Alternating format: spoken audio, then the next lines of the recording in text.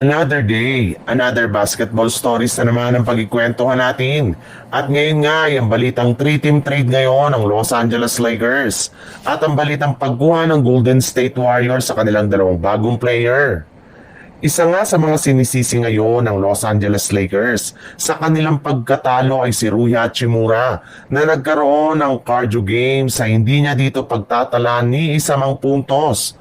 1 rebound, 0 assist sa kanyang 0 out of 1 shooting sa field goal sa loob ng 23 minutes niya na playing time sa loob ng court. Kaya dahil sa naging performance ni Rui Hachimura ngayon ay may mga nagsilabasang balita na nga po ngayon patungkol sa posibilidad na pag-trade sa kanya ng Lakers ngayong season. Since nga napaka-inconsistent na mga galaw nito sa mga nakalipas na laban ng Lakers, ay maaari na nga nila siyang gamitin bilang trade asset upang makakuha sila ng mga bagong role players na mas makakatulong kina Luka Doncic at LeBron James. At isa nga sa mga trade na posibleng gawin ngayon ng Lakers ay ang 3-team deal kasama ang mga kupunan ng Dallas Mavericks at Charlotte Hornets. Bale makukuha nga dito ng Mavs si LaMelo Ball. Masusungkit naman dito ng Hornets sina Maxi Christie, Rui Hachimura, Dalton Kenick, Gabe Vincent at isang first round pick. Habang makukuha naman dito ng Lakers sina Daniel Gafford at Klay Thompson.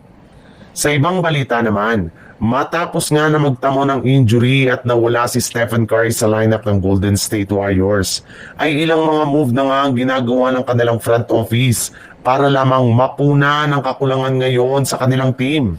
In fact, base nga sa ibinulgar pa lang na balita ng isang NBA insider, official na nga daw pong pinapabalik at pinapapirma ng bagong kontrata ng kanilang kupunan si Seth Curry upang sa ganon ay magkaroon sila ng bagong play market, 3-point shooter at scorer habang wala si Stephen Curry.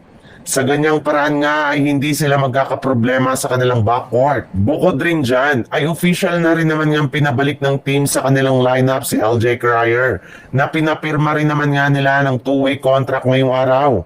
Bagamat man nga hindi kaya ni na Seth at Cryer na tapatan ng pinapakitang performance ni Stephen Curry, ay kaya rin naman nga nilang makapag-ambag at magkaroon ng impact sa kanilang opensa sa mga susunod nilang laban, especially sa kanilang next game laban sa Oklahoma City Thunder.